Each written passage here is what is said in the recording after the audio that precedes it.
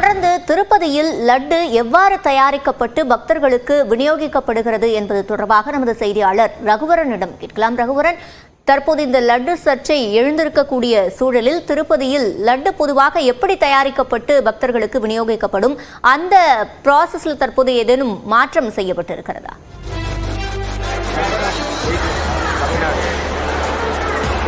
நீங்கள் தற்போது பார்க்கலாம், லட்டு விற்பனை விறுவிறுன்னு நடந்துட்டு இருக்கிறத பார்க்கலாம். என் கையில் இருக்கிறது ஆஸ்தான லட்டு அப்படின்னு சொல்லக்கூடிய ஒரு 750 கிராம் எடை கொண்ட திருப்பதியில் மிகப்பெரிய அளவில் விற்பனை செய்யக்கூடிய இதுதான் பெரிய லட்டு, ஆஸ்தான லட்டு. மிக குறைந்த அளவில் தயாரிக்கப்படும்.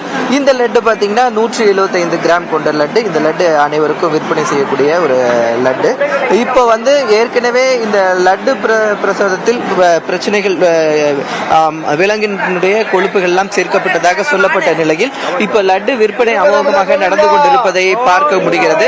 நாம் தற்போது லட்டு விற்பனை செய்யக்கூடிய இடங்கள்ல இருக்கிறோம். இந்த கன்வேயர் மூலமாக தான் லட்டு தயாரிக்கப்பட்ட லட்டு விற்பனை செய்யப்பட்ட இடத்திற்கு விற்பனை செய்யப்படுகிறது. குறிப்பாக நம்ம திருப்பதியில ஒரே வகையான லட்டு தான் கிடைக்குது அப்படின்னு சொல்லிட்டு அனைவரும் நினைச்சிட்டு இருப்போம்.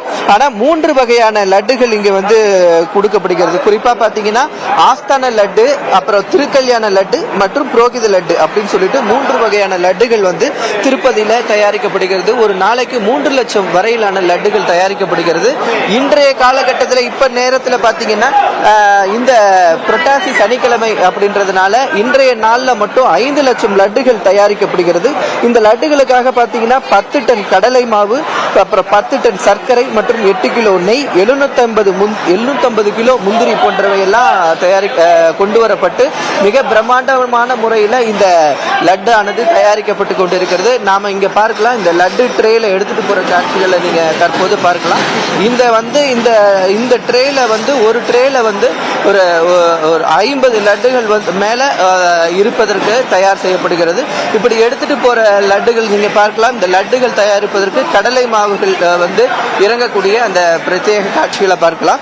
ஒரு நாளைக்கு 10 டன் கடலை மாவு தேவைப்படக்கூடிய நிலையில இந்த கடலை மாவு ஏற்கனவே பார்த்தோம். திருப்பதி தேவஸ்தானத்துல எப்படி நெய் இறக்குமதி செய்யப்படுது அப்படின்றத நம்ம பிரத்யேக காட்சியா நியூஸ் 18ல பார்த்தோம்.